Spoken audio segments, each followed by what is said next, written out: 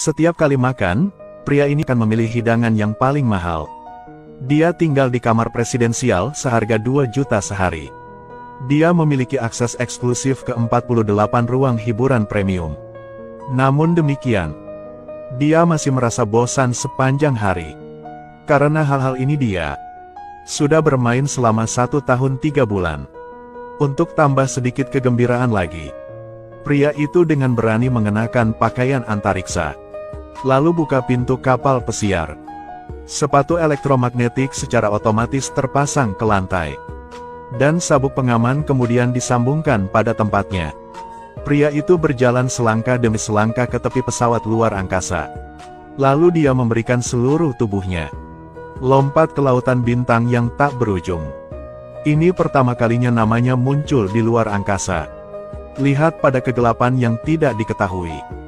Dia tidak bisa mengendalikan dirinya dan menangis.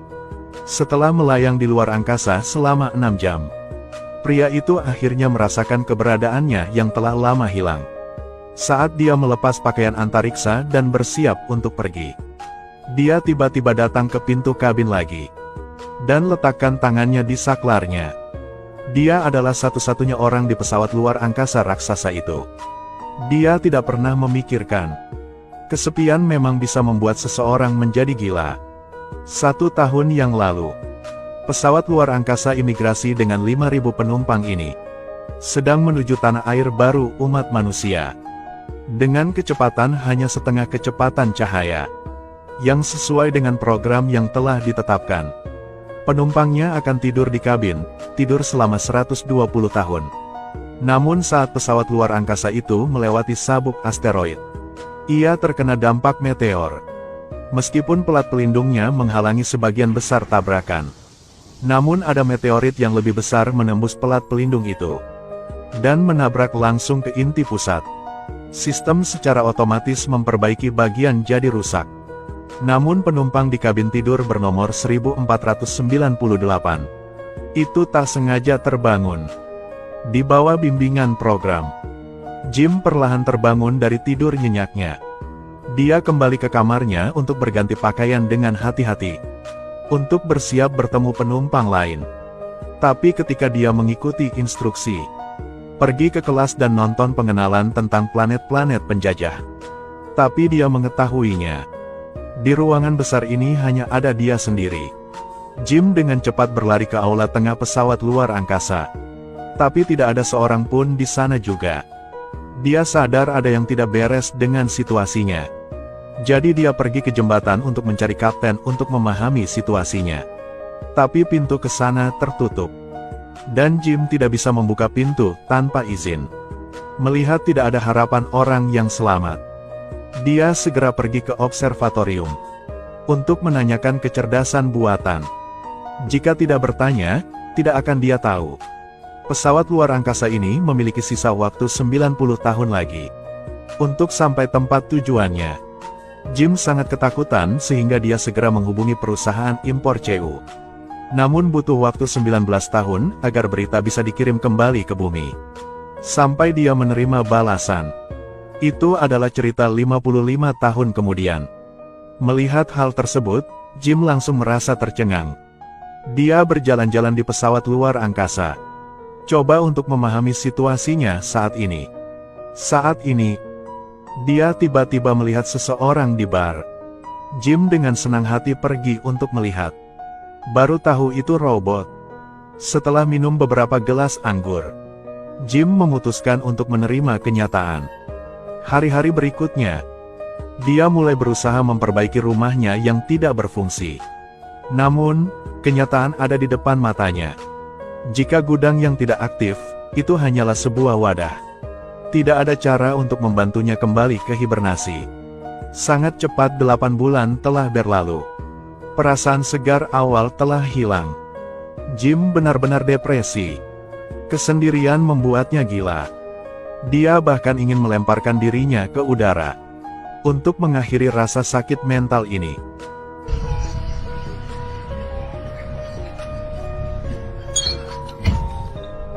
Jim berdiri dari tanah. Tiba-tiba dia tertarik pada wanita di kabin tidur. Namanya Laura. Dia adalah seorang penulis di New York City.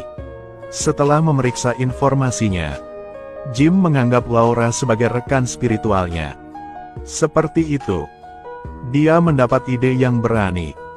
Jika dia bangunkan Laura juga, apakah dia tidak lagi akan menderita seperti ini? Setelah perjuangan mental yang sengit, Jim telah memindahkan kotak peralatannya keluar. Dia membuka ruang hibernasi dan letakkan chip itu di sana. Kemudian, gunakan obeng untuk menyodoknya dengan lembut.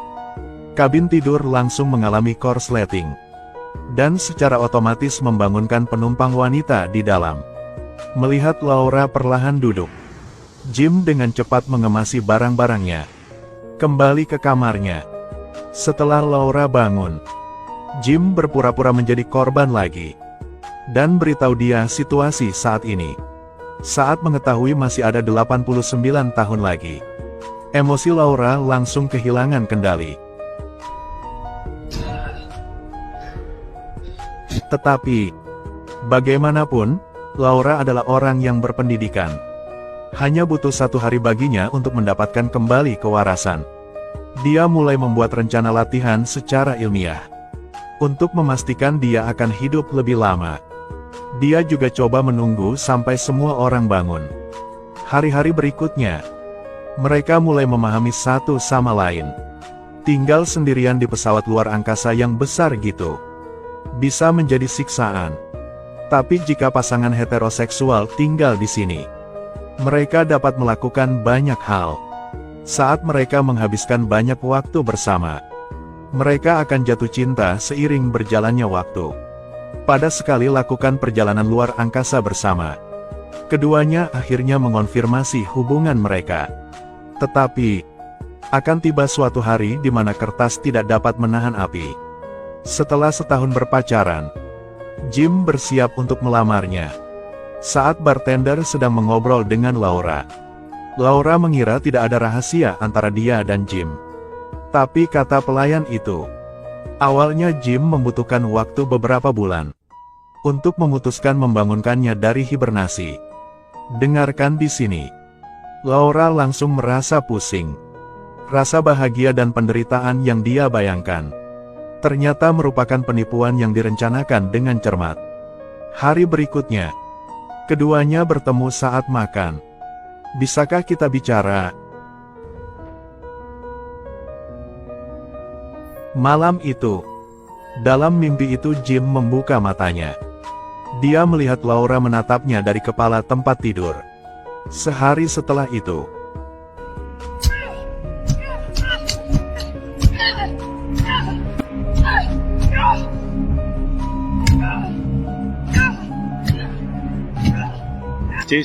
pada hari-hari berikutnya, Jim mencoba segala cara untuk mencari pengampunan. Tapi semua yang dia lakukan tidak ada bedanya dengan pembunuhan. Pada saat yang sama, pesawat luar angkasa juga mulai mengalami masalah satu demi satu.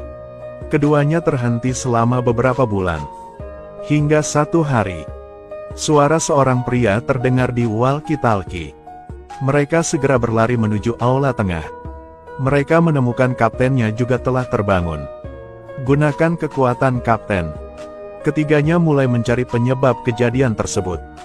Dan sang kapten perlahan-lahan mengerti situasi keduanya saat ini. Laura pergi ke arah kapten untuk mengeluh.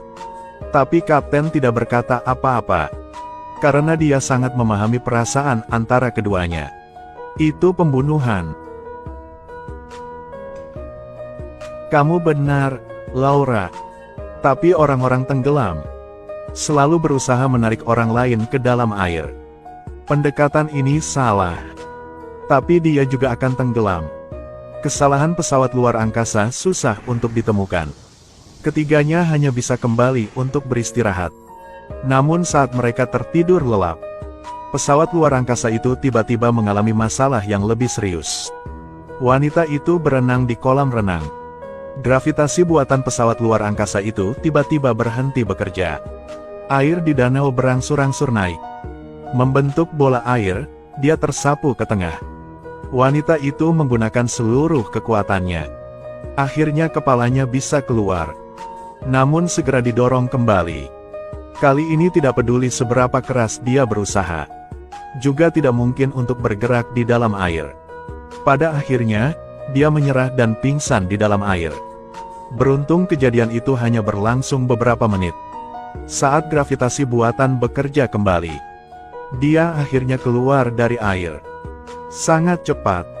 Mereka bertiga bertemu di meja konsol. Berdasarkan data yang disediakan sistem, kerusakan pesawat ruang angkasa meningkat pesat. Tidak bisa digunakan dalam waktu lama. Hal ini akan melemahkan sistem pendukung kehidupan dasar. Akhirnya kapal itu akan hancur dan semua orang akan mati. Ketiganya berencana berpisah untuk mencari penyebab masalahnya. Kemudian sang kapten tiba-tiba jatuh ke tanah. Setelah didiagnosis di kabin medis, dia memiliki 612 penyakit di sekujur tubuhnya. Itu karena terbangun secara tidak sengaja dari ruang hibernasi, menyebabkan banyak organ dalam tubuh melemah secara bertahap. Kapten tidak punya banyak waktu lagi. Sebelum mati, dia memberikan kekuatan di tangannya kepada mereka berdua. Kehidupan 5.000 penumpang di tangan mereka. Kemudian, keduanya mulai memeriksa setiap kabin dengan cepat. Saat memeriksa ruang mesin lagi, dia menemukan bahwa pintu di sini macet. Jim hanya bisa mencoba membukanya. Peringatan pintu ruang tekanan terkunci. Lockdown initiated. Peringatan tingkat oksigen turun ke tingkat berbahaya. Pada saat kritis, Jim mendapat ide. Dia melemparkan tablet itu. Biarkan Laura menutup lubang di lantai. Ikuti lubang di lantai. Keduanya dengan cepat menemukan penyebab masalahnya. Meteorit tersebut menembus papan sirkuit kendali reaktor, menyebabkan tekanan reaktor meningkat. Itu akan kelebihan beban dan akan meledak. Jim segera menggantinya dengan suku cadang baru. Namun saat Mi restart sistem, dia menemukan bahwa itu tidak dibuang udara keluar dengan benar. Sebelum reaktornya meledak, dia hanya punya satu pilihan, melepaskan gas secara manual. Jim menggunakan palka sebagai perisai, masuk dalam pipa knalpot di luar pesawat ruang angkasa. Namun situasinya lebih buruk dari perkiraan. Katup buang hanya bisa dibuka secara manual. Ini berarti dia harus tinggal di sini untuk menahan suhu reaktor yang tinggi. Hadapan kata meyakinkan dari Jim yang berulang kali. Laura menarik saklar knalpot.